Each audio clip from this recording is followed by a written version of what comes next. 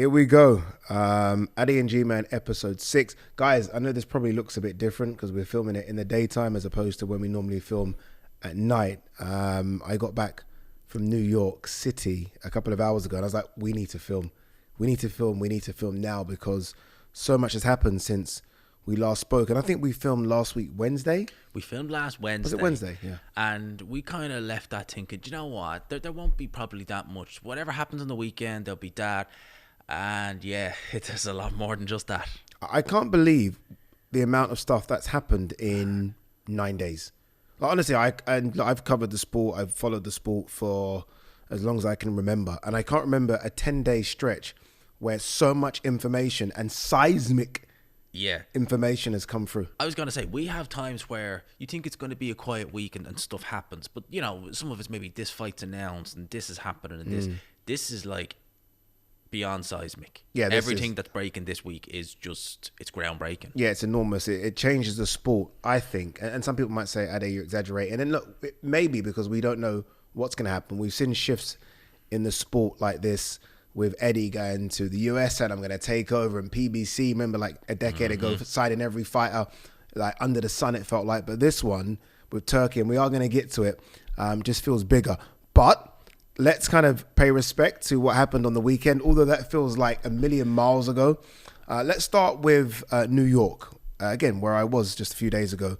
Javonte Davis, Lamont Roach, and that knee. Oh, there we go. That knee that really was a knockdown, but wasn't called a knockdown? Yeah. Or actually, sorry, it was originally called a knockdown, and then it wasn't a knockdown. Yeah, Steve Willis decided to count. Then it was like, okay, I'm stopping counting. Which is strange, because Steve Willis is normally spot on. You hear when they say A-star, he is normally A-star. Yeah. I don't know what happened there. Yeah. It almost feels as though Javonte, and look, I don't actually blame Javonte in this one, and hear me out. The reason I don't blame Javonte is because, I mean, if Javonte does it, he's then awaiting a punishment. If you're not going to punish him, that's your fault. It's on you. Javonte takes the knee, give him a count. Javonte wipes his face, that's a disqualification. If you're not going to count or disqualify him, that's not Javonte's fault. Javonte seems to be getting a lot of stick. This is Steve Willis's fault. No, it falls back on Steve Willis. At the end of the day, Tank Davis, when he took a knee, that's a knockdown. Whether you like it or not, it's a knockdown. It's a touchdown. Fact.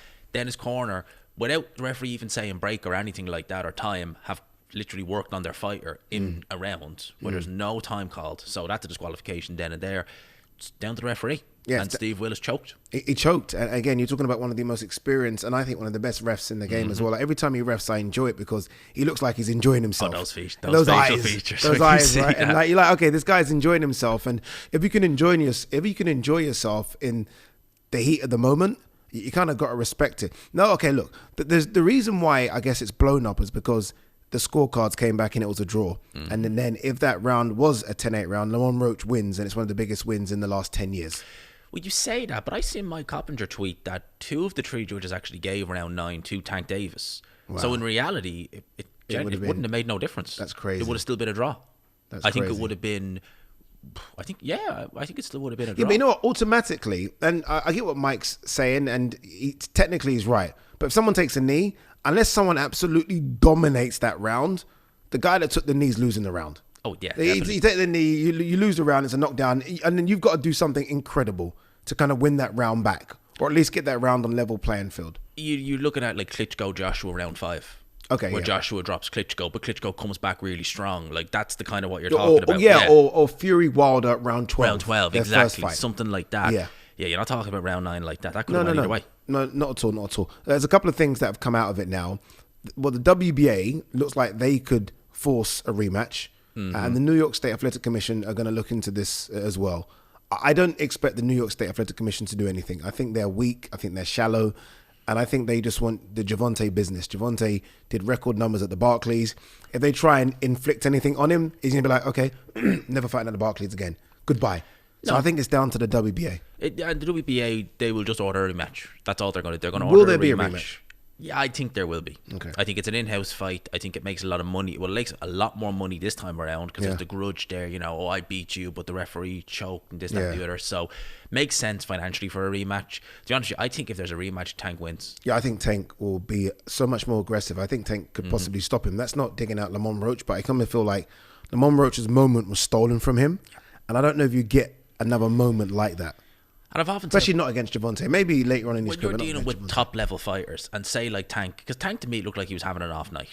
That is the one time where you can get them. Chances are next time you fight them, they're not going to make that same mistake. Tank? Very good. Is he? It's just a shame he doesn't show it as often as he should. Okay, yeah, because I think he is very good as well. But it's so difficult for me to give him that very good tag and that pound for pound status tag when he's not fighting the other very, very good 135 pounders. Like, we're not going to see Loma. We're not going to see Keyshawn. We're not going to see Shakur. And I'm like, if you're not fighting and beating those guys, but yet you're beating the guys below that, are you that very good? Or that's what's so frustrating about him.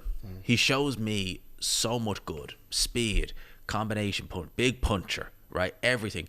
And then he's, no disrespect, but he will, pick a Lamont Roach to Frank Martin. He'll weight train Ryan Garcia rather than just do what we all want and see him fight the best. Because not only do I think it'll bring out the best in Tank Davis, it bring out the best in the likes of Shakur. You're guaranteed a good fight there. Yeah. And look, I think he could be the face of American boxing if he wanted to be.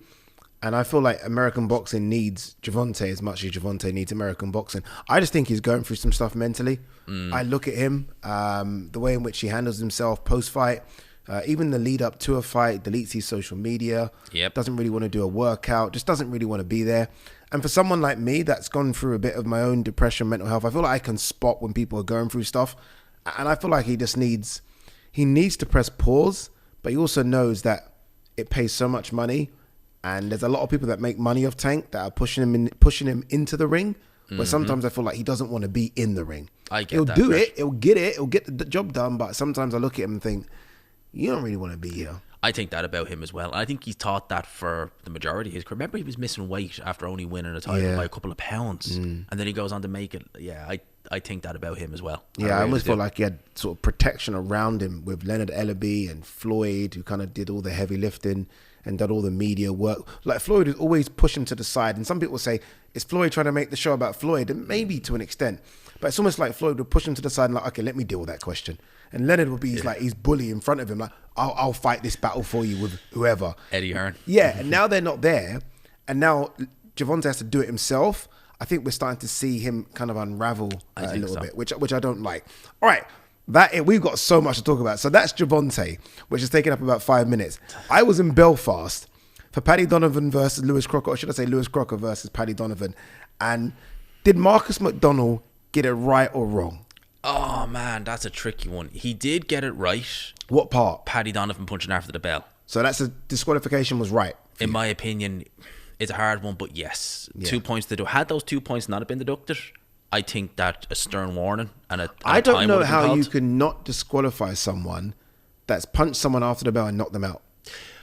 Like, even if you give Lewis Crocker 5 minutes to get up, Lewis Crocker ain't getting up. My counter argument to that is that Marcus McDonnell, and Tony said it, was badly positioned. Okay. You've had a fighter who's just been dropped, legitimately just been dropped. Yeah. And now the fighter's going in for the finish. As a referee, you're looking, show me a sign. Is he taking too much shots? He's standing over there. Yeah. He's like watching. I mean, he's as close to the action as I am. Yeah. I'm like, okay, you need to be a bit closer because these guys have been swinging for the fences for the last minute. And as soon as that bell goes, there's going to be a couple more naughty shots coming in. Mm-hmm. But because the naughty shot knocked him out, I don't know what you do. Like Tony was saying, maybe you kind of take another point off and give Lewis Crocker 5 minutes to recover. Like a low blow. You give him 5 minutes. Blow, yeah. But I'm like, he was on oxygen. He ain't recovering after 5 minutes. And his eye was completely And his gone. eyes, and he wanted a way out. Yeah, he did. He wanted a way out. He did. Yeah.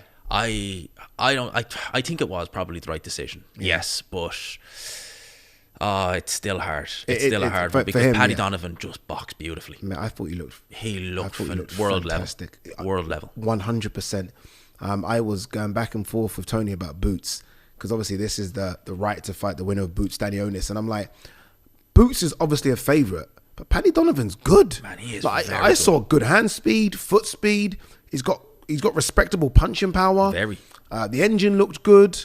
And even when he was trying to fight inside, which is supposed to be Lewis Crocker's wheelhouse, he was kind of the bigger, stronger guy. He was happy to stay in the pocket with him. No problem. He was, okay, let's do it. Yeah. And he's got Andy Lee.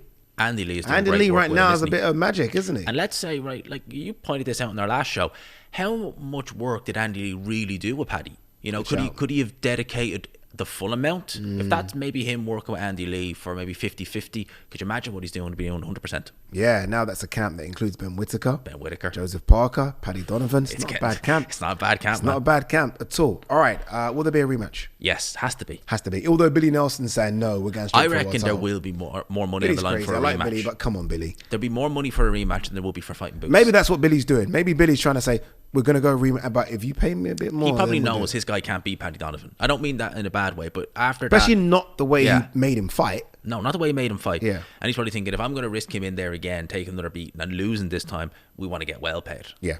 Okay. All right. That's all the fights done. Let's get to another fight, if you like. Let's get to what happened in New York 2 days ago. Dana White, Turkey, announcing this new TKO boxing promotion group, league, whatever you want to call it. I couldn't believe it. When I seen it, I just, like, I can't emphasize enough because there were some people who were like, this is huge news. Yes, when I seen that, the names involved, Dana White, Nick Khan, the president of the WWE, TKO, Massive. all coming together, man, this is seismic. Yeah, it really is. You're talking three powerhouses. This is almost the Avengers being assembled here. It really is, isn't it? When you think about it, you've got Dana White and what he's done with the UFC. You've got Turkey, who's come in and changed boxing the last couple of years, like nothing I've seen in my lifetime. And you've got Nick Khan, who runs the biggest organization on planet Earth, the WWE. Yeah, doing record numbers in the WWE too. Like it's as soon as I saw this, and then you kind of read all the transcript that comes with it, I was like, penny for the thoughts of Eddie, Frank, and Oscar. And mainly Eddie and Frank. Oscar seems to be whatever, right? Oscar seems to be in the fairies sometimes. It doesn't seem as though he cares as much. But Eddie and Frank, especially with the language used by Turkey about we need to crush the promotions. And I think he made a joke about we're going to do an event in Alcatraz and maybe we leave some of the promoters there. And there's always a bit of truth in every joke, I think. And I'm like, what's he saying right now? Is he saying that this is going to be the only promotional company, or at least the biggest? What does that mean for Eddie and Frank? Is he now going to sign up all the fighters? I know they mentioned the fact they're going to sign sort of young fighters, up and coming fighters, but they're surely still going to try and put on the biggest shows in the world, which we'll get to, which means signing the big fighters. Do the fighters stay with Eddie and Frank and Golden Boy and Top Rank, or are they lent out to Turkey? Well, I don't know. And you think of these fighters who've been on some of those Saudi shows, they know what Turkey is like to work with. They know how much money they're getting paid. They could be thinking, well, hang on a minute. I don't care if Eddie is paying me this. I want to go work with Turkey again. Yeah. See you later. Yeah, and they have a relationship. One thing, my experience of being in Saudi, Turkey has a relationship with every fighter. Turkey will speak to every fighter. He will call every fighter. The fighters will go to the house where Turkey is and spend time with him. He isn't just a promoter that sort of pays you. You don't see him. There's no conversation. He almost becomes your friend. Basically. So can you imagine if you are one of those fighters, especially fighters now who only sign 2-fight deals, like Shakur Stevenson is a great example. Yeah. 2-fight deal with Eddie. That's it. He's got one more fight and then what? He's got to make a decision. Do I stay with Matchroom? And look, again, we're chucking things out that we don't know how this all plays out, but do I stay with Matchroom or do I go with Turkey? Exactly that. He talks about young fighters. Frank Warren took Moses' helmet out of the amateurs. He's only 20. Imagine losing him. That's a future star. Could you imagine?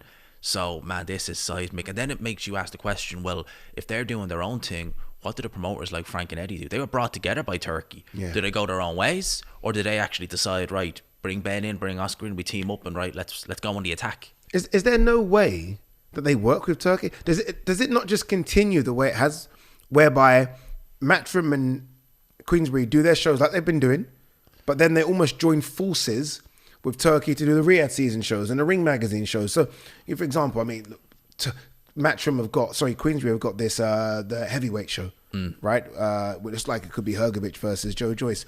That's not per se a Riyadh season. I know Riyadh is sponsored, but it's not a Riyadh season show. It's kind of a Queensberry old school style show. Yeah, old school UK show. So they not just continually do those, but then when it's the big Riyadh season ones, join forces with Turkey again? Am I missing it? Well, that in theory makes a lot of sense because, as you say, we're getting good shows that are just standard Queensberry Matchroom. Yeah. And then the big ones are the big ones. Yeah, the big ones, it seems that, okay, we can't afford, and this is the thing I think that Eddie and Frank have kind of made mistakes by saying, we can't afford to put on these shows. They continually have said it. If we could, we would. So it's almost like, you've opened the door to someone who can afford to put on this show. Exactly. So you've now got to join forces with that person. And I guarantee someone like Turkey would have seen that and thought, okay, so they can't do the shows I want all the time. Okay, well, these guys can, so let's do it. Wow. That's got to be it. That's going to be the logic, I would imagine. And if they can, mate, I see those guys, those names, Turkey, Dana, Nick Khan, and I just think that is a recipe for absolute success. And okay. God knows what it's going to bring. This is interesting. Success, okay, I think success in is two different ways here. And what I mean, I'm kind of stumbling through my words here, people. But what I mean is, I think from a business standpoint, I think the UFC is very successful, right? The money it generates, it's just an incredible, well-oiled machine. You speak to the fighters, and they won't agree with that. They're like, I'll say, yes, it's a well-oiled machine, but we ain't getting paid shit. Mm-hmm. You know, we ain't getting paid. We're getting paid 10 and 10 to, 10 to show, 10 to win for the very early fighters. And even the very best, there's some of them getting six figures, where we know the average Joe can get six figures in boxing. So I think from a business standpoint, it's fantastic. I just wonder, from a money standpoint, are the fighters going to get paid the way they think they're going to get paid because the name Turkey is associated with it? Well, therein is the question. Because as you say, they see Turkey and they think that means money. But then again, you look at someone like a Dana White. Conor McGregor had to go into boxing to get his biggest payday. Yeah. Turkey, Dana will... I've never met Dana in my life, but I can imagine Dana and Turkey telling Dana the numbers of some of the fights that the fighters have been paid, and Dana like, what? What? Yeah, I can imagine. I put on that UFC Super Bowl card, and the whole payout was what you're giving one fighter. Like, this is good, but from a business standpoint, this is what we need to do. So I just wonder if, again, I think from a business standpoint, it makes sense. Because I do think boxers, sometimes I wonder how some of these shows even work, because I do think some of these fighters are getting so overpaid. Like, it's honestly, like, when you hear the purse and you see the pay-per-view numbers and the gate receipt, you're thinking, that math ain't mathing. No. Honestly, it's not mathing. It doesn't make sense. That's probably why you see so many fighters who are not even at world level only fight once or twice a year. Yeah. Because they know, all right, I fight this guy, I get a couple of $100,000, boom. You're like, what? How? Yeah. And I think that's where the PBC sort of downfall happened, where they were overpaying some of these fighters, and yet we were only getting some of these fighters fight once a year. Well, the PBC essentially tried to do this 10 years ago. Yes. They signed all the fighters. They tried to do their own platform, PBC. They even tried to have their own belt. Exactly. It was very UFC. Even the way the structure of the show was very UFC kind of based. How's the PBC now? Yeah, it's done. You know, it's pretty much done. Let's be honest, it's done. What does this mean for the governing bodies? Now, the four big boys, the WBA, WBO, WBC, IBF. What the hell does this mean for them? Because I saw it as clear as day when Canelo faced off with William Skull. There was an undisputed belt held by Turkey. There was the Ring Magazine belt. Canelo literally did a beeline for his WBC belt, and you could see Turkey say no. Yes.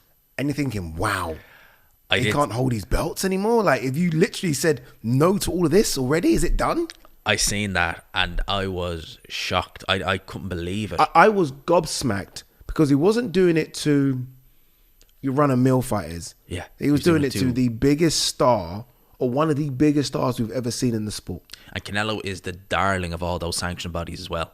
Especially the WBC. Especially the WBC. Especially those guys. That relationship with Mauricio Sulaiman is like that. Literally. Yeah, it's rock solid. Goes back generations. That Mauricio Sulaiman wears Canelo hats. He walks with him to the ring. Well, yeah, that relate. And now, Canelo didn't try and go for his WBA or WBO. He went specifically for the WBC, and he got shunned back. I have no idea what those governing bodies are thinking right now. Well, I remember, Dana, when the news broke, one of the things that stuck with me when him and Turkey were speaking together is they're going to have our belt. We won't need these letters to define it. And that to me was an indication they are going their own way, never mind the sanctioning bodies. But how would that work for the promoters? Because if you think of what you said earlier, would the promoters do their own shows and work with Dana? They want to stay in the good graces of these sanctioning bodies as well. So how would that work? I'm sure they do. I'm sure they do. Yeah, and by the way, when Dana was referring to sort of we don't need their belts anymore, I kind of tweeted about it, and Turkey kind of came back to me and said, we have the ring belt now. So the ring belt is basically now the TKO belt. That's what it is. So the champion of this TKO promotion will get the ring belt. That's what they're saying. That's why it all makes sense now. All the pieces of the puzzle are coming together. Like we bought the Ring magazine, which is history. It is. It's an institution. It's as old as the WBA, older than the WBC and WBO Older and than them all. IBF. You know what I mean? That Older ring than them belt all. goes all the way It back. does, right? And the most famous of all fighters cherish that belt. We've got that now. So whoever becomes our TKO champion is the ring champion. But does that mean outside there's still going to be a WBC heavyweight champion or WBA heavy? Like, does every fighter now stop fighting for those organizations? That's what I mean. Imagine you have someone who wins the WBA, IBF, WBO, WBC. Are they undisputed or are they not? Because the Ring magazine is with, and they're not. What happens? It's too much. Yeah. Honestly, I think this, and look, again, we're trying to make sense of it as much as you guys are trying to make sense of it. So apologies if we make mistakes, because nothing's been outlined. All we got is, and we're getting little snippets, but all we got was Dana White, again, Nick Khan and Turkey all together and saying, we're going to sort this thing out. It was enough to make everyone just stop and say, like, what the hell? But yeah, we know very little. Yeah, very much so. We just see all them in the room saying we're going to do our own boxing kind of promotion, and it's just enough for the world to stop for all of us. What we do know, though, I think the biggest bit of information we got from this, or at least that I've got from it in the last 2 days, is that they are going to do sort of 4 massive events a year. So their version of basically Riyadh season but their version Super Bowl events. And he's kind of let slip Turkey now that the first one's going to be September 12th. And that's Canelo Crawford. Yes. And it even said it to Canelo at the presser. He said, are you going to get your belt back from William Skoll? So you have all the belts for September 12th. So although he didn't officially announce it, I'm playing Detective Columbo here, and I've kind of made I've realized that's what he's trying to do. So Canelo Crawford, 100% is a TKO event. 100%. Yeah. That's going to be epic. It's just to see how different it's going to be. Like, these will not be your standard show. Can you imagine the undercard for Canelo versus Crawford if this is going to be the case? And that's going to be, if that's their first show. Listen, Frank has his first show with DAZN, and I think it's epic. This is the first show with TKO. That's going to be, we thought the last Crescendo was good. The issue with this is, for me, Dana White. I still find it a bit of a problem here because, and it's quite an easy thing to do as well. Like, okay, say a UFC main event does 1 million pay-per-view buys, right? If I'm a UFC fighter and I see that Canelo Crawford's done 1 million pay-per-view buys, but yet they're getting 100 million each and I'm getting 1 million, there's a problem here. Yeah. You know what I mean? Because we know for a fact that these fighters, especially Canelo Crawford, demand a certain fee. Canelo ain't walking to the ring for less than 30, 40 million. No, he's not. But you brought Dana White into the fold, who's never going to pay that kind of money. Has a history of not wanting to pay that money. Unless your name's Conor McGregor, you ain't getting paid anywhere near that. There's a reason. There's a reason John Jones is on the sidelines right now and not wanting to fight Tom Aspinall, because he ain't getting paid. Yeah, he's not getting paid what he wants, what he feels he deserves. And that's the interesting bit. It's like, how is that going to work? Because Dana White, if he goes into boxing with his UFC mind on, man, he's in for a rude awakening. All right, let's put our thinking caps on and let's kind of play Mystic Meg here. Let's fast forward 12 months. Are the 3 or 4 big organizations still around, still doing their thing? Yes. Fighters are still fighting for world titles? Yes, they're definitely. Okay. That, no doubt in my mind, they still will be. But there is going to be, I think the landscape is going to look different. I think you're going to have some fighters. So are you telling me then just going to want to go? So there's going to be a champion, a heavyweight champion of the world for TKO, and there's going to be another heavyweight champion of the world for the usual 4 governing bodies. Is that what we're saying? I think there's a very good chance that might happen. Well, then it's just even become a bit more messy then. But it's become just like MMA. That's what it's become like. It's like, I'm UFC champion. Okay, I'm PFL champion. He's Bellator. All right. So who's the champion? You say, oh, there's Does it work then? Does it work? Do we just assume it works because of the 3 behemoths behind it? Because of the 3 behemoths behind it, I think it probably will. Okay, and those behemoths are bigger than the organization bodies? They're bigger than the WBC, WBA, IBF, WBO? Do fighters not want to win those belts anymore? Do those belts mean nothing? That's always going to be the question. Yeah, dude, like, don't get me wrong, I can understand if you are, Shakur Stevenson, I bring his name up because he seems to be the perfect age and perfect what they're trying to achieve. He's a free weight world champion. Does he no longer care about winning titles? Is that not a thing for him anymore? Is it now just a case of stack money and just that's it and F those belts? He's kind of right in there. 3-time world champion in 3 different weights. He's like, well, what more do I need to do? I can just go and be the TKO Ring Magazine champion. I can defend that title. I can do whatever I want with that. I can fight twice a year or once a year. I can make all that money. That's what I'm going to do. And that could be a problem with these young fighters. He's talking about getting those young fighters. So a lot of those young fighters come in and they want to be world champion. That they want to be a 2-time or 2 division, 3 division. He gets them in early and they're fighting for the TKO. Right? That's it. That's all I want. Can you imagine the conversations happening right now with not just young fighters, but experienced fighters that have 1 fight left on their deals? Like, I looked at that press conference, and this, I'm talking about the first one, Ryan, Devin, Tio, and I thought they're all TKO fighters. That's what came to my mind. Yeah. Because you've got Tio that has issues with Top Rank, who I know has only got 1 fight left. You got Devin, who is he with? No, exactly. There you go. No one knows who Devin's with. You got Rolly Romero, who again is a bit like, I'm anywhere I want to be. Ryan, I know he's in a big deal with Golden Boy, but yeah, he can be bought out of a deal anytime you want. It almost looked like those are the perfect 4 or 5 fighters for this new TKO launch. Perfect age, perfect demographic, just perfect. Perfect in everything. Yeah, they're not dull personalities either. No. They're very lively. Yeah. It's interesting. I do wonder if... I think people talking about the downfall of Eddie and Frank need to realize that you're talking about Frank Warren. Hang on a minute. You need Frank to Warren. Frank Warren, dude. Like, this guy has more lives than a cat. This is a guy who was putting on stadium fights before Turkey came along, as was Eddie. Yes, exactly. And this is a guy that, and look, we only found out this information a couple of days ago. We heard rumors about it 2 months ago. They would have known about this 2 years ago. Oh yeah. Do you know what I mean? So as much as we're like, oh my God, what's Eddie and Frank doing? They're like, guys, we are fully prepared for this because we've known about it for a while. So I don't think people talking about their demise as though they've not been in the game before we were born is a bit silly. Yeah, they've been in it long enough. In particular, Frank. Frank has been there, seen it. He's seen everything. Yeah. Nothing's going to come as a shock to him. And maybe, as you just mentioned, they both have stadium fights. Exactly. Way before Turkey came along. They both have built fighters that have done millions of pay-per-view buys.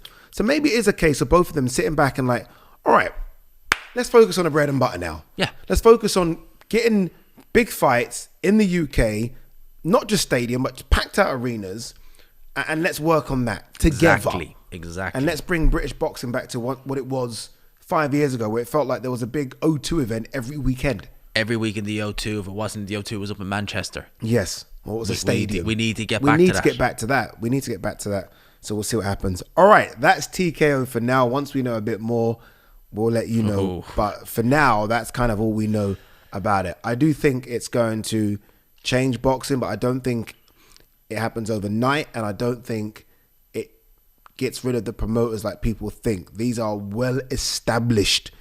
I mean, Bob Arum and Top Rank. I mean, you're talking the 60s. 60s. Do you know what I mean? Muhammad Ali. George Do you know Foreman. what I mean? So you don't get rid of those guys just like that. I'm sorry, you don't. Press conference for Devin Haney, Ryan Garcia, Teofimo Lopez. Who was on there? Arnold Barboza, Ramirez, Rolly Romero. Hosted by Dougie Fisher, who I thought did a good job. But obviously, it's completely different from me. I stir up a little bit of trouble. He's very much, guys, stop arguing, stop fighting. I'm like, no, fight. Yeah. So he kind of got a mixed reaction. But I will say this to defend him. It's not easy being up there. But for me, it needed a bit... I thought it was going to be electric, and it wasn't electric. When we heard about this last Friday, me and you, we both found about it, and our first reaction was just, oh my God, think of that press conference. Think how mega it's going to be. You're going to have this guy going at this guy, this. And I think I kind of had it in my head. I'm like, all right, this is going to be... And it wasn't really that. Yeah, the only person that did anything was Tio. It was Tio, exactly. It was kind of... Everyone Everyone was Tio well behaved. And Barboza stole the show. Exactly. And they weren't even supposed to be on the card. No, and I thought if anyone was going to... It'd be maybe Devin going at Ryan or Ryan going at Tio or something. I genuinely didn't think it would be Tio and Barboza going at one another. I was thinking, okay, this is a bit anticlimactic. No. It was a bit boring. Yeah. Again, considering... what we had a couple of weeks ago, Eubank Ben. Yeah. And I was like, okay, this is Eubank Ben on steroids. That's what I was thinking. I was thinking this is probably Eubank Ben without the egg. Yes. That's literally what it's going to be. And now there's, instead of 2, there's 6. and we got nothing. I can't believe that Devon didn't go at Ryan. I'm like, this is it. Sure, this is what you've been waiting for. I was literally just waiting. I'm like, right, any minute now Devon's going to go, and he's like, okay, I'm still waiting. Yeah. Well, what's going on here? Yeah, and Ryan was so subdued. It was like, what the hell is going on? Look, there's a couple of ways to look at the Ryan thing. Like, Ryan probably went OTT last year. I mean, he definitely did. Probably. Yeah, definitely did. But if that's 100 of him going crazy, just give me 60. Don't give me 0. I can't watch you go from 100 to 0 and take it normal. I can't. I'm like, whoa. And also, the press conferences are there to sell. Exactly. I know these fighters are all getting paid regardless, but can you sell the event a little bit? Well, think of it like this. We wondered, could Ben Eubank do the O2 or do the Tottenham Hotspur Stadium? As soon as that egg tree, we're like, right, that's sold out. Yeah. That's sold out. It's done. And with this, it's kind of like, all right, I know it's a different Times Square and all, but it's like, come on. It's the fact that we know they're fiery characters, all of them. Yeah. Or at least, 4 of the 6. We know they're fiery. We know none of them like anyone. Yeah. And you're just waiting for it to kind of just go off, and it just didn't. It was like, I felt it was, I don't want to say boring, because there were some elements I thought was quite exciting. Richardson Hitchens was there and he was going off at Tio. There were so many fighters that were there that weren't on the card, that were just there. And it shows that New York has been desperate for something to happen in New York for a long time. Something big happening in the summer. We'll talk about that a bit later as well. Busy show, people. All right, with regards to the matchups, obviously what they're trying to do is Ryan and Devon win. Ryan and Devon fight in October, which opens up Riyadh season October. The winner of that one fights Teofimo Lopez. I almost feel like there's too much, if this happens, this could happen thing going on here. I thought Turkey kind of learned his lesson on that in the past, but clearly not, because he's done that before. If Joshua beats this guy in Wilder beats Parker, it's like, man, it's not going to might not work like that. Yeah. And how many times this has happened, by the way? Loads of times. If Wilder beats Parker, he's fighting AJ. If AJ beats Dubois, he's fighting Fury. And all of a sudden, none of those things play out. And I find it risky. I really do. Ryan's not fought for a year. Devon's not fought for a year. I think Ryan's got the easier task of Rolly Romero. Oh, much easier. But Devon fighting Jose Ramirez, jumping up to 147 to fight him as well. Ramirez is no slouch. No, I'm telling you now, he's no slouch. I'm telling you. Like, I watched him against Arnold Barboza, and he's a massive 140, who's now going to fill out at 147. And we don't know how Devon's taken to that beating. We don't know how he's taken to the beating. He's been at 140, Ramirez, for pretty much his whole career, so he'll be rejuvenated at 147. And Devon, like, he can turn around and say, oh, well, the loss got expunged. Yeah, man, you were dropped how many times? You took so many clean headshots. Dude. You're going to be questioned, and we don't know what you've been like since. Yeah, I'm shocked. If they want to make Ryan Devon, I'm just shocked as to why they just didn't make Ryan Devon. That's what I'm thinking. I'm like, what's the reason here? Build a fight, mate. There's no need to build. They literally just fought, and we have all the fallout. They are ready to go. Yeah, we've got all the footage right there. Yeah, he's tried to sue him. They were attacking each other. The fathers don't like each other. It's there. We can go. The idea of somehow making semi-finals when you can just go straight to a final, kind of. I suspect that there won't be a risk. I suspect that it will go ahead. One of the fighters said no. In what sense? One of the fighters said no to just going straight away? Yeah. Oh. I suspect that one of the fighters you was really like, think so? There's no other reason. Like, Turkey would want to do that straight away. Yeah. He would want to do that straight away. I suspect one of the fighters was like, I want a warm-up fight. Now it makes me wonder which one. Yeah. By the way, I don't know. I haven't got any inside information, but for them not to go straight at it, I think one of the fighters was like, I suspect I know which fighter did it, but yeah. I mean, you got a 50% chance if you guess, right? Yeah. 50% I suspect chance. One of the fighters didn't do it. All right, let's get some early predictions in the bag here. Tio Arnold Barboza. Mate, that is such a hard fight. Mate. I will just edge Tio. I say that with like no certainty. Yeah. Man, Barboza against Cattrall, he looked good. Barboza against Ramirez. How do you go from Sean McComb looking like that to this? It's like penny for the thoughts of Sean McComb. Oh, he can't get a fight, hasn't fought since. And it's like, 1 second, this guy has made the lottery and he's on the cusp of winning the world title, and I beat him. Yeah, he did. I beat him. Yeah, I'm with you. I think Tio I can't say it because he's looked so shaky in some fights lately. Yeah. He really has. He's living off the Loma and Josh Taylor wins so badly now, because I thought he looked awful against Sandor Martin. Jermaine, yeah. I can't remember his name. I know you're talking. Yeah. Jermaine Ortiz. Yep. Arguably, he lost that fight. See? Yeah. And then he's just looked so laboured as of late. late. We'll see now. It's with Eddie Reynoso now, so we'll see if that helps. If that helps him. Form. I don't know. Been in the camp with Canelo where you can't play around. No, Eddie Reynoso takes no nonsense from anyone. All right, Ryan Garcia, Rolly. 4 rounds, Ryan Garcia. Stops him in 4? Oh, he stops him early. Oh, interesting. Okay. That's the least competitive fight on this card, I think. Devin Jose Ramirez. Right. Devin on points, but I say that likewise with not the greatest degree of certainty. You can't just expunge a beating like that because How you've crazy. wiped Devin's gone from pound for pounder, 2-weight world champion, to I don't know where Devin is. Like, boxing is crazy. I'll say he'll win it probably on points, probably 8-4, something like that. I can't see him. Devin's not that type of puncher. He looks a bit subdued as well at the moment. He does. There was no fire from him at the presser either, was there? So I'm going Devin points, but Ramirez coming on strong. I think Ryan is in the easiest fight and he will look the best out of all of them. Yeah. But saying that, like, I'm, as you say, when Ryan is 100%, even if he's 60, I'm like, we still know what we're getting. When he's at 0, you're kind of like, that fire, is that going to translate into the ring? I actually think that they've almost got this backup idea. If Devin does lose, I think they go straight from Ryan to Teo. Oh yeah, they'd have to. I think Ryan Teo happens, and that's still a good fight. It's a great fight. Again, they've got heat. They've always had heat for years. Easily. Yeah, so I think that's the fight. Even though they both have an Eddie Reynoso trainer issue, as who's Eddie going to pick to train for both of those? So that's interesting. All right, that was one presser done. A couple of days later, yesterday was Canelo versus William Skull press conference in New York. For some reason, I guess because everyone was there. It's like, okay, why pack up all the machinery? Let's just do this here in New York. My first time seeing the full size of William Skull. I don't know too much about Skull. He looks enormous. He's a unit, isn't he? He's a big boy. I couldn't believe the size of him. I don't wrong. He had Timberlands on, which give you about an inch. But I've always said this to everyone, and no one seems to believe me. Canelo is so undersized for 168. He's officially 5'8". Yeah. I don't even know about that. I don't even know about that. Yeah. I don't even know. He's thickly set, but That's what it he's is. Undersized for 168, not just in height, in terms of body mass. You see someone like Caleb Plant was dwarfing him. But this William Skull, when I seen him, I was like, holy Dude, honestly crap. And look, he's a massive underdog. And, you watch his last fight where he won the world title, I think it was a split decision. There are levels to this game, and not just in the ring. And I said this with Ariel yesterday. It's just all the build-up of doing a Canelo fight. Like, even that press conference is like, my God, what's this? Let alone fight week where you feel like you're going to cut weight, but no, you've got commitments. You've got so many things to do. It's not your typical normal fight week. Normal fight week for someone like that is maybe press conference on Thursday, weigh in on Friday. It's all done. This is, you've got grand arrivals, you've got the workout, you've got the media stuff. This is not as straightforward as you think. Yeah, you've got to then go and meet Turkey to have a little sit-down conversation just about, because he wants to meet and speak to every fighter. So that's got to be taken into consideration.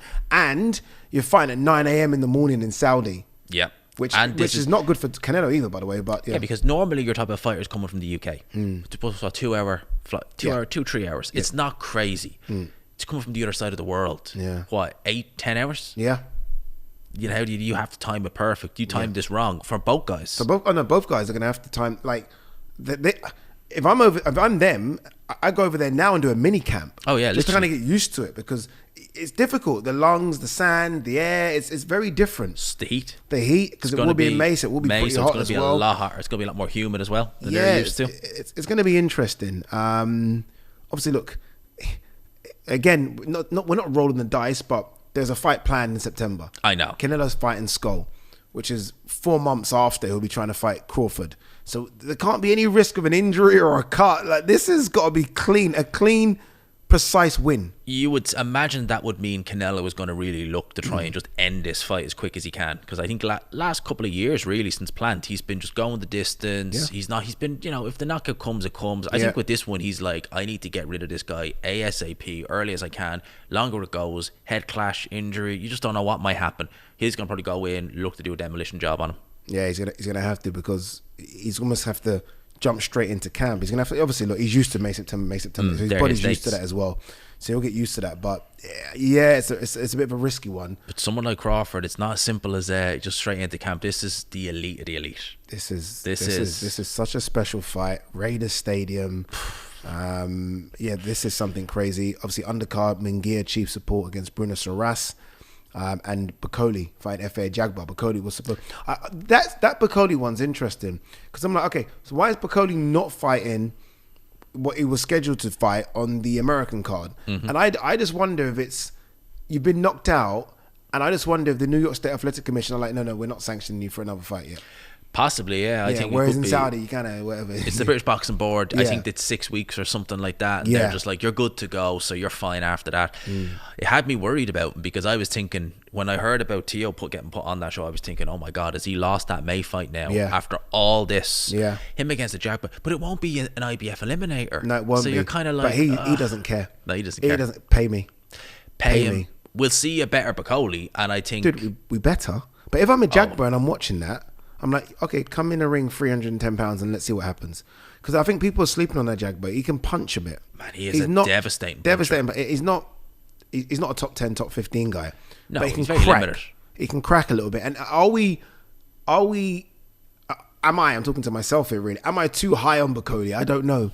Or was it just a case of it happened? I think, look, Bacoli is a great fighter. I think he's a real truest sense top 6 heavyweight, but they just rolled the dice for a big payday, and that's what happened. Yeah, and look, ultimately got paid, and that was what was going to happen. By the way, that was more likely than unlikely. He was going to get stopped, or he was going to stop Parker. That fight was never going more than 4 rounds, and it just happened to be that he got stopped. My thing was his weight, which I've obviously talked about a lot. It's very heavy, and I hope that even if he can't spar, because you're not really supposed to spar after a knockout, you can lose weight, dude. Man, you can go for a run. You can go swimming. You can do all that. Stop eating. That's fine. Stop eating. Man, those bars, they must be tasty. Woo! That Congolese food. And he's a king over there. That Congolese food must be good. All right. That's all that. Else in America, in terms of more news, Madison Square Garden, Katy Taylor, Amanda Serrano 3 in the summer on Netflix. There's a lot going. I will say this: as soon as I saw Katy Taylor and Amanda Serrano in the summer, I was like, okay, we're going Island. I thought we're going Croke Park. I thought we're going Island. I think it's a travesty. You took the words out of my mouth. All 3 fights. Listen, the first 2, brilliant. One was in New York. One was in Texas. The trilogy fight. Come on, it has to be in Ireland. It has to be in Croke Park. At the very least, the 3 Arena, but Croke Park, seriously, or the Aviva. Yeah, Amanda Serrano's from New York. Yeah. So Madison Square Garden, the first one, that's her home, that's her backyard. And don't get me wrong, the Irish came to make it seem like their backyard, but it is her backyard. Texas, okay, middle of the ground because Katy does live in Connecticut or something now. So but she has to have one in Ireland. Yeah. For what she's done for Irish sport, you can speak to it more than me. How the hell are they not giving her this? Katy Taylor in Ireland, I mean, you've been to 2 of her fights in Ireland, and I would say that you probably didn't even scratch the surface of how big she is. To see her in a stadium fight in Ireland, it would be electric. The crowd would never stop singing. And you've seen Ireland at football, when they play England or anything like that. It would be rugby. Like that times 10 for Katy Taylor. It would be epic. Tell us what the reasons are. Is it political? Is it because there had been trouble in the past? Is it the money? Because look, they're bringing the NFL there. So they've cleared, the government have found money to bring the NFL there. Why is this not happening? Truth be told, I really don't know. It's a tragedy for me. I know Eddie Hearn originally, when he was planning on, I think Chantel Cameron, he wanted to do in Croke Park, and there was a lot of money was one of the big problems. The site fees were apparently insanity. Yeah. So, but saying that now at this stage, I don't think that's going to be as much of an issue, the site fees. So I really don't know. I really don't know the ins and outs. For me, it's just a shame. Katy Taylor is 2-0. Whether you agree or not, she's 2-0. It's a massive fight. It's still a great fight. We want to see the trilogy fight, but really, Katy has done it in New York. She's done it on neutral territory. Give her the homecoming. Yeah, Katy's probably said, look, if I can't get Croke Park, the best option is Madison Square Garden. The good thing is Madison Square Garden. The Irish will come out in force. In force. I remember being there for that first fight. The Puerto Ricans got there early. I remember Ak, who's Puerto Rican, Ak and Barak from DAZN. And he was like, I told you, the Puerto Ricans will destroy. And I was like, dude, the Irish are just coming at the pub. Yeah. Give them a few minutes. Give them a few minutes. They'll be here. And when they came out, I was like, oh my God. Dude, it was I've always said, obviously, I've always said Warrington versus Lara, my number 1. But Amanda Katy, my number 2 by some distance. Someone asked me who I make favourite in this one. I was like, I don't know, because Katy always looks like she's close to getting knocked out. She does. She's all done the time. The both fights, she's looked like she was getting and then she just somehow just finds this power of recovery. I don't know where she gets it from. And both fights were epic. I thought the second one was better. That second fight was so good, and it was the only good fight because of the main event. Obviously, we all know what happened there. But interesting to see what kind of numbers it does on Netflix. It'll do good numbers. Like, what's good though? 10 million? I don't know what's good. Like, obviously, people, because let's be honest, people were tuning in for Jake Paul and Mike Tyson. And that's the thing. Yeah. They tuned in for Jake Paul and Mike Tyson, and they saw that. You've seen all these people who probably only just were tuning in for Jake Paul tweeting about Amanda Serrano, Katy Taylor. They're going to watch it. Yeah, and they were tweeting robbery as well and saying, oh, they don't know how to score. You don't know how to score either. Yeah. Come on, you're only watching it because it's Jake Paul. Yeah. They're going to tune in. I guarantee it. It's going to be epic. And congratulations to both ladies as well. They've put on like incredible careers. I mean, Katie's fought everyone. Amanda's fought everyone. They deserve the money. And I think that Jake Paul and Nikisa said that they're going to make more money than any other female on one sort of single event, which is credit to both of them. We love to hear it. Yeah, all female card as well. I said that Clarissa deserves to be on it, but Clarissa just doesn't want to be a co-main event. Like Sadesha Green, I think's called her out, but Clarissa's like, I'm not being co-main for anyone. I'm like, Clarissa, just stop your ego and get on this card and make some money, rather than you fight these silly heavyweight fights that no one cares about. Listen, Anthony Joshua got knocked out by Daniel Dubois at Wembley Stadium as the main event. Daniel Dubois, although he didn't go through with the fight in the end, he was perfectly happy to be co-main event for with Joe Parker. Good shout. You know, yeah. Heavyweight champion of the world. He knew that Beterbiev Bivol needed to be main event. He said, "Listen, I'm on the card." I know, obviously, in the end, it didn't happen, but he fully intended on doing that. I think it's just because she obviously labels herself the GOAT. She's gone back and forth a couple of times on Twitter with Amanda Serrano, and she's probably thinking, "I ain't being Amanda Serrano's undercard." And I'm thinking, this is the perfect opportunity. Forget Sadesha Green, for example. This is Savannah Marshall. This is the perfect opportunity to run that back right now. Savannah's been waiting for a fight. She was supposed to fight on the card tonight. Yeah. Didn't happen. She'll be ready to go in the summer. Ready to go. Let's just do it. Well, this is the park your ego side. Think of it like this. You fight someone like Savannah Marshall on the undercard. I know you don't want to fight in the undercard, but you are going to be viewed probably in this one fight more than all of your fights combined. And if you can look good, if you can perform well, you're in the main event next time. Look at the two ladies you're talking about, Kate and Amanda. Exactly. Undercard. Look at that. Kate, Alicia Baumgartner, Michaela Meyer stole the show when it was Clarissa Savannah. They stole the show. That's the only fight that people really talked about. So you can steal the show on the undercard. It doesn't matter. All right, very quickly, let's round up some of the other big news. Johnny Fisher versus Dave Allen. Confirmed at the Copper Box. At the Copper Box. Yeah. What would you expect in O2? I was thinking O2 easy. That would have filled out. Yeah. The one thing I will say, I've been Copper Box. We all know where it is. It has a great little atmosphere in it, and it's bigger than it looks on TV. 7, 8? It's about 8,000. On TV, it looks small, but when you go in, you're like, oh wow, there's floors in here, and it's kind of nice low ceiling. It's going to be epic in there. Are you surprised at running it back straight away? No, I'm not. No, but I think there was a demand for it. It's a real case of Eddie knew, and I think everyone knew that they had something here with this. Yeah. So, I'm not surprised they did it straight away. I think it's going to be an epic fight, but Johnny Fisher needs to improve tenfold. And how is he going to be? He took so much punishment in that fight. He did. Every time I see him, he looks leaner. It's almost like he's trying to get rid of the muscle mass. But I think we do forget, though, there was hardly any amateur background. This guy was a rugby player. I think he's done very well to get where he's got and make those improvements. But I think he knows, it's kind of a bit like AJ. Once you get to a certain level, and obviously AJ's level is a lot higher, but once you get to a certain level, you can't knock everyone out. No. Those power shots, what happens when people start taking them? And I think Johnny Fisher realised, oh shit, Dave Allen can take that shot. And he can hit hard as well. He can hit hard as well. So I think they're going to have to sort of have a plan B. The plan A can't just be, I knock everyone out when I land. For Dave Allen, he even said himself he could have been in better shape. Well, now here's your chance. May is still a good bit away. You knew this fight's in the pipeline. You should have won the first fight. Win this fight. Yeah. Dalton Smith has got a card as well. I think the intriguing thing about the Dalton Smith card is the re-emergence of Josh Warrington, who I gave a nice speech to at one of my press conferences because I thought he retired after the Kakache defeat. Yeah. And now, it's not only is he re-emerging for this one, there's a plan to fight Conlon in the summer. So he's already now signed another 2 or 3 fight deal. I'm like, you retired. Listen, right, it's one thing to announce your retirement after, because in the spur of the moment you'll announce. He literally put the boots on the ground. Yeah. What? What's going on? Or the gloves on the ground. You're like, what? Yeah. That is a little bit. I will say this, though. I remember I spoke to him in the change room after that defeat to Kakache, and I was like, dude, that's Kakache, who's so much bigger than you. And I actually thought it was a decent performance. Yeah, he didn't But look the record too bad. books, I think, say 5 defeats in his last 6 or something. So the record books are horrible. Yeah. But they don't really tell the story of those. Luis Alberto Lopez was a tough fight. Close fight, exactly. So and he was doing well in the Lee Wood fight. He got caught. So they don't really tell a story. So I think if they just give him a knockover on the Dalton Smith card and Conlon wins, again, we are filming this on Friday. Conlon fights tonight.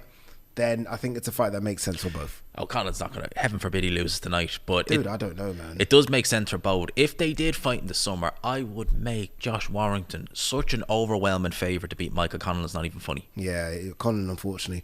I mean, it's weird how, again, boxing just changes, because the Conlon going into the Lee Wood fight was just... You thought this was going to be a world beater. Man, the Conlon in the first, 5-6 rounds of that Lee Wood fight just looked too good, too sharp, and then he just got caught. You're like, oh my God. It's not that long ago. Just like that.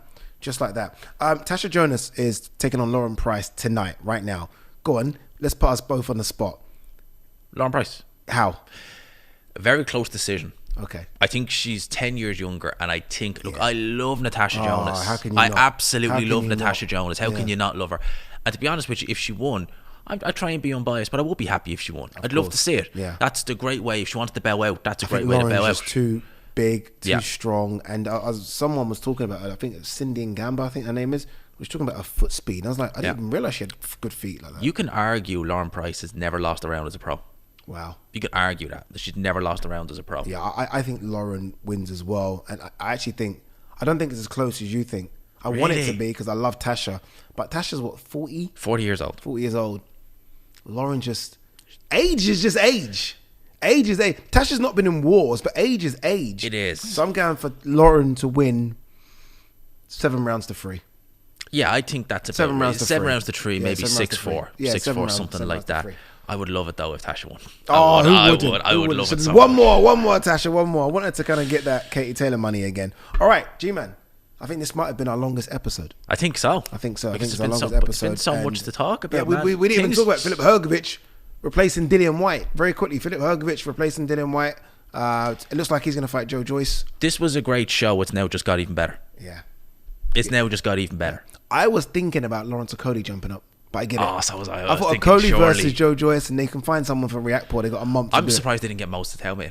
I would have put him with Joe Joyce. See, see what I like? We've just named several different options in the heavyweight division. Heavyweight division's thriving. Man, the fact that we can just do Fabio Wardley, Kubrat Pulev. Fabio Wardley, and the winner faces Michael Hunter. Ooh. That's actually in it as well. The winner has to fight Michael Hunter next. So there you go. He beats Kubrat Pulev. I don't like the Wardley. I know you do. I don't like it. I think Pulev Fabio's above awkward. that. Yeah. He's just awkward. Yeah. He's just one of those old fighters who knows that he can fiddle his way to a 12-round win. Yeah, and he might, Not against Fabio Until Wardley. Wardley catches him. All right, guys, time is up. Thank you so much for watching this one, episode 6 of Ade and G-Man. It is now available as a podcast as well, wherever you listen to your podcast from. I don't know all that rubbish. Just type in Ade and G-Man. Episode 5 is up, so you can go back and listen to that one. But from now on, all the episodes will be up. Remember as well to subscribe to G-Man's channel. The link is in the description.